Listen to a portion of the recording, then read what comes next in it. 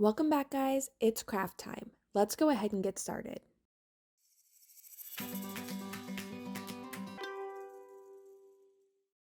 Today we're going to be working on a wood round sign that I made for my friend's wedding. I just picked this up, I believe, from Michael's or Hobby Lobby. You can get it at your local craft store. And I'm going to start by just staining it. I'm going to be using some watered down Waverly antiquing wax. I like to water it down just to make it more easily spreadable, but also to control the darkness on it. I didn't want it super dark, and if I water it down, that lets me control how dark I want it. If it's too light, I can go back and do a second coat. So I'm just going to paint this front and back. I did the front first, and then once it was dry, I flipped it over and did the back, but painted the entire thing, and then took a paper towel and just wiped away any of the excess that was just sitting on the surface, and then I was able to let it dry. From there, I'm going to mark, there's already like a pre-made hanging hole on the back. I'm going to mark that with some tape so that I know exactly where that is for the top and the center, so that when I move forward with all of my painting, I know where the top needs to be.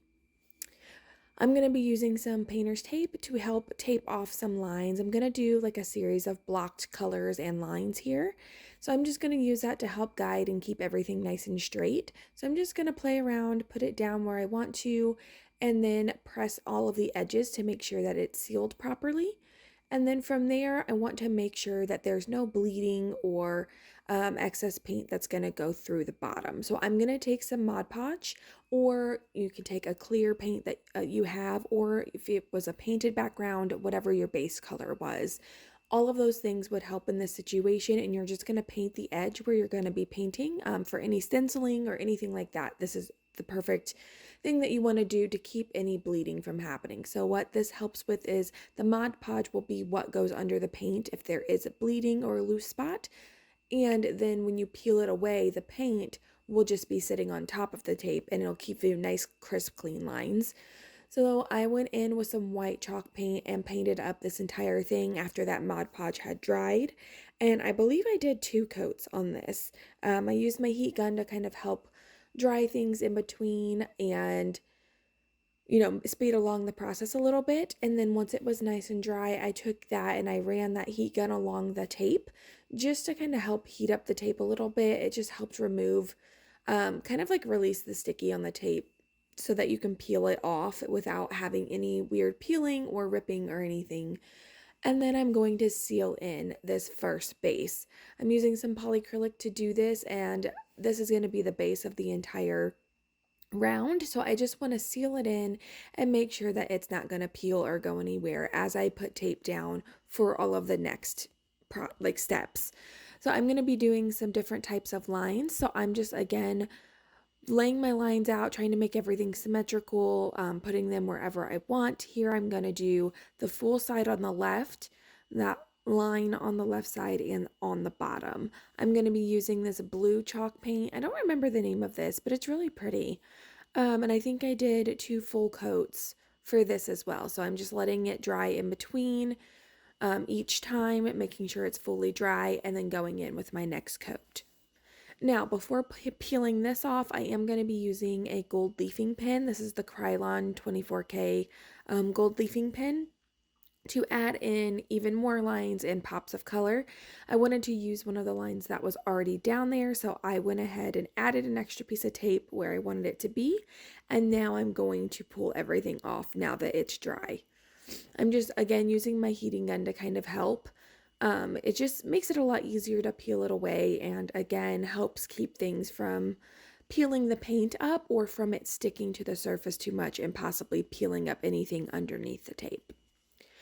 I went ahead too and taped down the rest where I wanted there to be gold lines and colored it in. Now this took a little bit of patience because it is just a paint marker, and I did basically 2 coats of it going one direction. So one time I went vertical, the next time I would go horizontal, and I just repeated that process. Once I was done with all of the lines and painting, I went back in with a detailed brush and just kind of cleaned up any edges that might have needed cleaning, because I wanted to make sure all of my lines look nice and crisp. So I just used whatever paint color I needed to kind of like balance it out, and again, paint any issues where maybe the tape was slightly crooked or the paint didn't stick or maybe the paint peeled a little bit, and I just cleaned all of that up with that detail brush. From here, I'm going to seal this entire piece in polyacrylic. I'm going to be putting a stencil on top, and I want to make sure that everything's going to stay in place. So I just did a nice even coat all over the entire surface, and then while that was drying, I went over to my Cricut. I had already kind of planned the sign out, so I just cut out the image that I had already done up, and I'm going to be making a stencil here using some Dollar Tree vinyl. I don't use Dollar Tree vinyl for anything other than making stencils or a temporary sign, but it works really well if there's no fine detail. So it's a really cost efficient way to be able to do stenciling and that kind of thing, as long as you don't have any like intricate details. I just use the washi tape setting on my Cricut to make it cut out, and it weeds beautifully. So I'm just going to weed that out here and then get it all prepped and ready to put on the sign. So I am going to be using this transfer tape that you see here. I love it. I've used it for the past few years now, probably 3 years now, and I love it because it's basically like masking tape and it doesn't stick too much. Like, I've never had it rip or peel or anything from the background that I did not want it to stick to. So that's why I'm going to be using that here. And then you'll also see me cutting out all these extra pieces from this vinyl, because I just want to make sure that when I peel this back, because nothing worse than getting your sign all beautiful and set up the way you want it to, and then when you peel off your stencil or transfer tape, it takes the paint with you and ruins the whole thing. So that's what I'm doing here. I'm just prepping any area that I don't want, that doesn't need to be stuck down. I cut that away. I'm going to be taking a just hand towel from my bathroom that's nice and clean and sticking it down on here just to kind of help remove any excess stickiness that this vinyl might have. Just let it collect a little bit of lint, and like I said, I do not want this to stick to the sign and hurt my feelings when it peels everything up. So the clear layer on top that sealed it will help prevent this, and then also taking a towel or something and putting it on the back, that way it doesn't isn't as sticky. And then this transfer tape is absolutely amazing. So I'm just going to take my time laying this down here. The good news is that it's not super sticky, so I can still slightly move it wherever I need to. And I just used a ruler to help make sure that it was centered, and eyeballed it to make sure it was nice and straight. From there, I'm going to take my finger, and you see me, I'm just pressing down all of the edges of this vinyl to make sure that it's down, there aren't any air bubbles, and then I'm going to go back in, excuse me, with that same Mod Podge technique where I am just painting down that first layer on the stencil with Mod Podge to make sure that there is no bleeding underneath. I'm going to put this to the side and make sure that this dries completely before I move forward with the next steps, and then I'm going to paint the stencil in the colors that I want. So I want the name to be nice and bright and gold like the accent colors, but I don't want to waste my Krylon pen. So what I'm doing is using a gold metallic paint, and I'm going to do 2 layers of that down on the stencil before I go in and color it with my Krylon pen, and that's just going to save my pen a little bit more. The pens are a little bit expensive, so I don't want to just be wasting it for no reason.